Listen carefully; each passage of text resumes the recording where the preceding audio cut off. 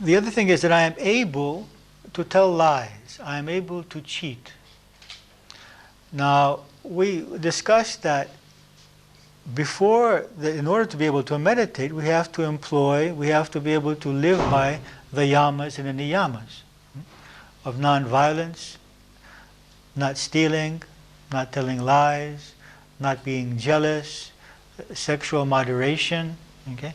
So, when a person starts meditating, and they just told a lie half an hour ago, or cheated someone on a business deal half an hour ago, they can't meditate. The conscience starts bothering them, you see. Meditation develops the conscience. And we're feeling it much more, it awakens the conscience. So it's not like, I'm afraid of the consequences. I just can't live with myself.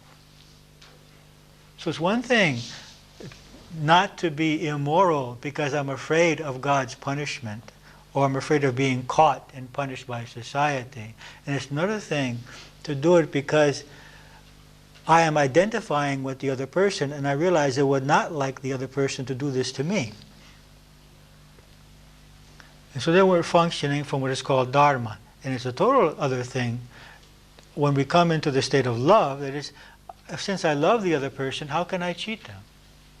And when through meditation I also love the person I'm doing a business transaction with, and I don't see him simply as someone I can make money from, but see him as a fellow human being. And I, because I'm identifying him, would not like to sell him something I would not like to buy, or at a price I would not like to buy it at, or to give him a service that I would not be willing to pay for. So when people meditate, they gradually, it's a slow process, begin to hear more and more clearly their conscience.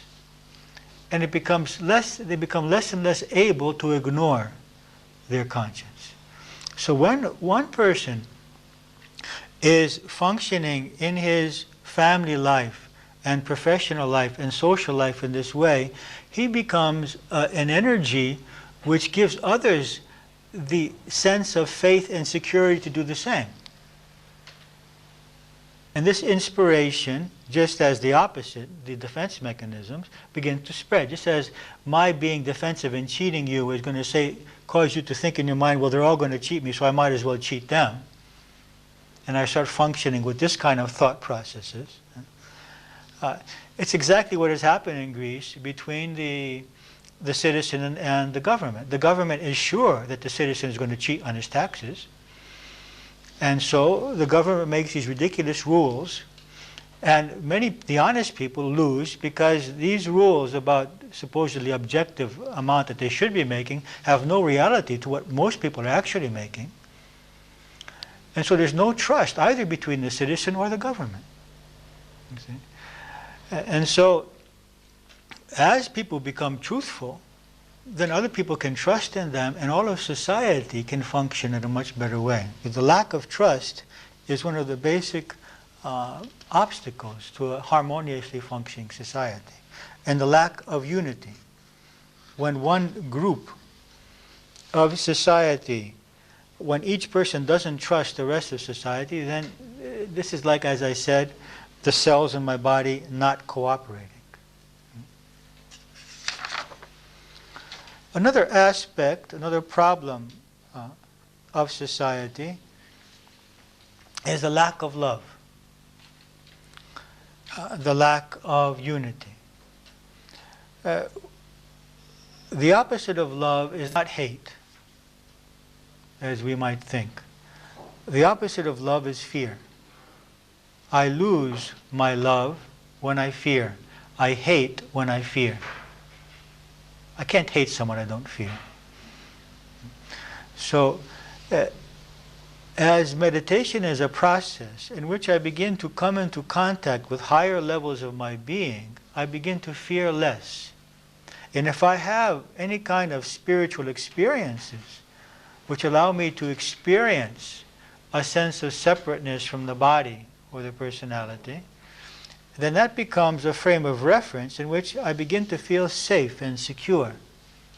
So through meditation, we can begin feeling safer and more secure. And the safer I feel, the more secure I feel, and let's add to that, the more I accept and love myself, the more I can love others.